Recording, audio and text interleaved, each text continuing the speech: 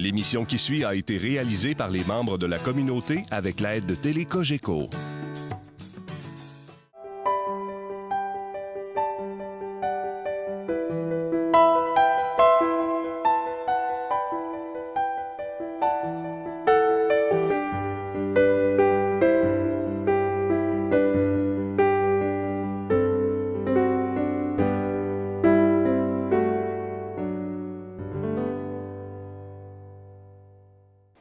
Bienvenue à Signe d'Évangile. Cette semaine, je reçois Mme Nathalie Trudeau de l'organisme Justice Alternative. Pourquoi je choisis de recevoir Mme Trudeau cette semaine? C'est vraiment dans le cadre de notre thème de l'année. Cette année, on a choisi comme thème Témoin de la bonne nouvelle de Jésus-Christ. Et on a choisi le thème Matthieu 25. Tout ce que vous avez fait au plus petit d'entre les miens, c'est à moi que vous l'avez fait. Donc, il y a eu, j'étais en prison et vous êtes venu jusqu'à moi. Avec Justice Alternative, c'est j'ai fait une erreur, j'ai commis un délit et vous m'avez donné la chance de réparer. Et c'est aussi, j'avais besoin de pardon, j'avais besoin d'écoute et vous m'avez fait miséricorde, vous m'avez donné la chance de m'expliquer. Bonjour Nathalie. Bonjour. Alors, expliquez-moi la mission de Justice Alternative. Oui, bien, Justice Alternative, c'est un organisme communautaire qui existe depuis les années 84-85. On travaille en vertu de la loi sur le système de justice pénale pour les adolescents. Donc, dans un premier temps, on accompagne les adolescents qui ont commis des actes criminels, leur entourage, les parents et les personnes victimes aussi qui sont impliquées. On les accompagne dans les différentes sanctions et mesures là, qui leur sont données. Donc, nos principaux référents, c'est les policiers, les tribunaux et aussi les centres jeunesse. La loi au niveau des adolescents est un peu différente de celle des adultes. Il y a une espèce de couloir qui veut que les jeunes puissent avoir des sanctions, mais non en dehors du cadre judiciaire. Donc, c'est pas nécessairement, ils ne vont pas nécessairement avoir un dossier judiciaire. On leur donne la chance, si on veut, de s'impliquer dans leur communauté puis de réparer leurs gestes directement auprès de la personne victime. OK. Puis comment ça se passe? C'est quoi les moyens que les jeunes ados ont de réparer leurs gestes? Il y a différentes mesures qui sont possibles.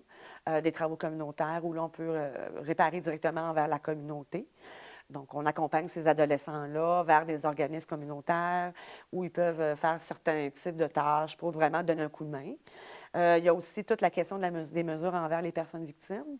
Donc, les personnes qui souhaitent rencontrer les adolescents en rencontre de médiation. Donc, échanger entre eux sur un événement et permettre peut-être une éventuelle réparation là, des torts causés. Qu'est-ce que ça apporte aux jeunes criminels, dans le fond, aux jeunes qui ont fait un acte criminel, de faire cette mesure-là, de rencontrer les victimes? C'est une mesure les rencontres de médiation, c'est des rencontres qui sont volontaires. Donc, dans la mesure où les deux personnes souhaitent se rencontrer, on prépare les gens et, en fait, on les accompagne, mais on les prépare à échanger ensemble. Donc, ça leur permet, parce que les jeunes, autant que les personnes victimes, ont des besoins, ont des attentes. On a besoin, par exemple, pour un adolescent, de s'expliquer, de dire à la personne qu'on a devant nous pourquoi c'est arrivé. Aussi de s'excuser aussi. Donc, ça permet aux jeunes de pouvoir le faire. Pour une personne victime, ça permet de tenter de comprendre. Souvent, c'est le premier besoin que les personnes ont. Pourquoi c'est arrivé, essayer de comprendre pourquoi le jeune s'est impliqué dans ça. Et aussi, peut-être de voir là, différents moyens de trouver une façon de réparer le geste là, qui a été fait là, directement envers la victime. Pourquoi les victimes acceptent ces rencontres-là? De pouvoir mettre un visage sur une personne qui leur a causé du tort et surtout de comprendre pourquoi c'est arrivé, être capable aussi de partager un peu puis de dire c'est quoi les impacts qui ont été vécus. Donc, c'est beaucoup ça. Puis, je pense que dans la mesure où on a souvent des perceptions que les jeunes, bon, c'est tout, souvent c'est des grands délinquants, ça peut être des gros criminels, on a des craintes, ça la pèse aussi, toutes les inquiétudes et les craintes qu'il pourrait y avoir. Ça, c'est pas toujours... les personnes victimes ne sont pas toujours au courant que c'est des adolescents ou, tu sais, qui ont commis le délit. Maintenant, de rencontrer le jeune, ça l'amène une forme de satisfaction aussi et d'apaisement là, à ce niveau-là. OK. Pour le jeune, mis à part le fait de pouvoir s'excuser, c'est quoi les bénéfices de rencontrer ça, la victime de son acte? Ça dépend toujours du délit, si on peut dire. Par contre, ça permet de boucler la boucle. Donc, au lieu que ce soit, par exemple, un juge ou un intervenant qui impose, par exemple, des travaux communautaires à un adolescent, c'est vraiment les personnes qui sont directement impliquées dans l'événement qui vont décider ensemble de la façon dont ça va dans le fond, l'issue là, de tout l'événement. Donc, s'il y a des travaux communautaires à faire, bien, ça va être entre le jeune et la personne victime que ça va se décider. Des fois, ça peut aussi se faire au niveau d'un dédommagement financier. Mais il y a aussi beaucoup, tout l'aspect de la réparation qui est plus émotive, plus psychologique, où les gens, après ça, bien, sont moins craintifs, sont en mesure de boucler la boucle. Il y a une certaine... on a rétabli peut-être des liens qui existaient déjà avant entre les personnes. Donc, ça arrive aussi très fréquemment que ça se termine par une poignée de main, là. Puis vous me disiez tantôt dans un échange qu'on avait que pour certains jeunes, ça permet de rendre moins banal l'acte qui a été Oui, posé. oui. Ils voient plus que, bon, vous donniez l'exemple tantôt d'un vol dans une voiture, par exemple. Pouvez-vous le... Oui, en fait, c'est ça. Par exemple, un adolescent qui a volé dans une voiture, souvent, on va entendre le jeune nous dire, ben c'est pas grave, il y avait des assurances, donc il a souvent été dédommagé, donc je vois pas trop les impacts qu'il pourrait avoir vécu. Puis quand il entend la personne victime lui dire tout, qu'est-ce que ça peut avoir impliqué, bon, plusieurs journées, par exemple, où il a dû débourser pour louer un auto, faire réparer la voiture. La personne, elle avait un enfant, par exemple, celui-ci, là, le petit, il veut pas, il est craintif. Donc, ça amène toutes sortes d'autres impacts. Puis le jeune, de voir et de comprendre ça, ça fait voir la situation de façon très différente vis-à-vis la personne victime. Et aussi pour la personne victime, de voir que ce n'est pas un jeune nécessairement qui est dangereux, mais c'est un jeune qui reconnaît sa responsabilité, puis qu'il y a des regrets, puis que... donc ça aussi, là, c'est important, là. OK. C'est dans un principe de justice réparatrice. Pouvez-vous nous expliquer c'est quoi ce principe-là, puis d'où ça vient? Bien, la justice réparatrice, on va en entendre beaucoup parler au niveau des services correctionnels Canada. Ça a déjà été, c'est des mouvements là, qui ont été beaucoup créés aussi au niveau des aumôniers. En fait, c'est des services qui sont offerts aux personnes victimes dans les cas de crimes bon, aussi graves, qui permettent là, le service dans le sens où les personnes victimes peuvent rencontrer leur agresseur, échanger là, sur l'événement, puis tenter de trouver des réponses à leurs questions. Les organismes de justice alternative, on s'inspire bien sûr de l'approche de justice réparatrice, dans la mesure où on permet à une personne victime et un adolescent de participer à une mesure de médiation. Donc, il peut prendre différentes formes d'échanges. On parle bien sûr de face-à-face, mais ça peut être aussi des échanges de lettres, toute autre façon là, de discuter de la situation. Donc, les personnes qui sont directement impliquées dans la situation ont l'occasion de se rencontrer et de partager là, ce qu'ils ont vécu là, par rapport à tout ça. Tantôt, vous disiez, Nathalie, qu'un des services que Justice Alternative fait, c'est accompagner les jeunes, par exemple, quand ils ont des travaux communautaires. Je sais que certaines paroisses ont eu des expériences, reçoivent des jeunes.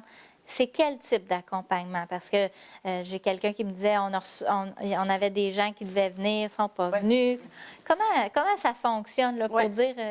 Bien, en fait, c'est ça. Les adolescents, en fait, nous, on va contacter les organismes, puis on va voir avec eux s'ils ont des travaux à faire, s'ils accepteraient de recevoir un adolescent en travaux bénévoles. Nous, notre rôle, c'est vraiment d'accompagner le jeune, mais aussi le milieu. C'est-à-dire qu'on va s'assurer du suivi de l'horaire de travail. Si ça ne fonctionne pas, par exemple, un adolescent ne se pointe pas, ne respecte pas ses engagements, nous, on va s'assurer auprès du jeune que ça doit se faire. Il y a vraiment un encadrement. Il y a des balises légales aussi à travers ça. On va travailler aussi en étroite collaboration avec l'intervenant du centre jeunesse, qui est le premier responsable du dossier. Donc, le jeune, c'est pas au milieu nécessairement d'absorber tout ça. Nous, on va s'en occuper.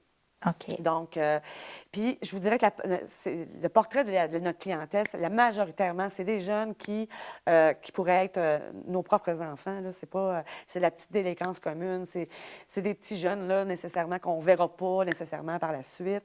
C'est des erreurs de parcours. Oui, il y a certains adolescents qui ont une délinquance plus importante. Et nous, on est en mesure de voir ça et d'en être au courant. Donc, on va les orienter vers les ressources appropriées aussi. C'est quoi les avantages pour un milieu, par exemple, là, ici, on parle d'une paroisse, d'une communauté religieuse peut-être, ou de monsieur, madame, tout le monde. C'est quoi les avantages d'accueillir un jeune comme ça? Bien, en fait, l'adolescent, à prime abord, va être un bénévole pour l'organisme. OK. Donc, lui, il a accepté de donner du temps. Donc, il est là pour offrir un coup de main au milieu. Puis là, pour le milieu, en fait, ce que ça peut apporter, c'est, oui, un coup de pouce, bien entendu, mais aussi de permettre aux jeunes de découvrir d'autres champs d'intérêt, de découvrir d'autres choses. Donc, les jeunes, on a vu, par exemple, des jeunes qui ont travaillé en travaux dans des maisons de jeunes. Ils n'ont jamais fréquenté la maison de jeunes, puis par la suite, ils ont continué de fréquenter la ressource. OK. Donc, ça peut être intéressant pour ça. On a vu aussi des organismes accueillir des adolescents en travaux. Le jeune, il faisait des très bons travaux, puis on va faire un travail d'été là, aux jeunes. C'est des belles expériences là, que nos jeunes peuvent vivre aussi. Est-ce qu'un organisme qui entend l'entrevue aujourd'hui pourrait vous dire, vous contacter pour vous dire, bien, Oui. nous, on aimerait ça recevoir des jeunes si vous en avez? Oui, tout à fait. Oui. Puis on est. C'est sûr que ça, on accepte toujours, là, le plus dans la mesure du possible. Là, on veut que les jeunes s'impliquent beaucoup dans la communauté. Puis on se dit, bien, c'est les jeunes de notre avenir. Puis c'est les adolescents de notre région. Donc, pourquoi pas leur offrir un coup de pouce dans ce sens-là, mais aussi profiter du fait que les jeunes peuvent nous donner un coup de main aussi. En terminant, Nathalie, ça fait plusieurs années que vous êtes engagée par Justice Alternative. Qu'est-ce qui fait que vous restez là? Oui, ça fait 18 ans que je suis à l'emploi. On travaille beaucoup c'est de travailler avec les gens, c'est de leur permettre de vivre des expériences quand même qui peuvent leur apporter beaucoup. Puis ça me rejoint au niveau des valeurs là, d'éducation, de responsabilisation, mais de la réparation, bien entendu. Beaucoup plus que pour moi de la punition. Là. Je crois beaucoup plus en la réparation. Donc, c'est sûr que ça vient me chercher. Puis c'est un milieu aussi très varié, très divers. On offre différents services, entre autres de médiation citoyenne aussi auprès des citoyens. Donc, on peut être utile aussi aux adultes aussi. Donc, c'est les gens de la communauté en général. Donc, ce qu'il y a à retenir, c'est on vous appuie parce que ça permet aux jeunes de se responsabiliser, d'apprendre le respect. Et on n'a pas peur parce que c'est des jeunes qui sont conscients de leur travaux, de ce qu'ils ont fait, de leurs responsabilités et qui sont bien accompagnés. Oui, tout à fait. Donc, merci Nathalie d'avoir accepté de venir. Merci à vous d'avoir été là et on se revoit la semaine prochaine pour un autre signe d'Évangile.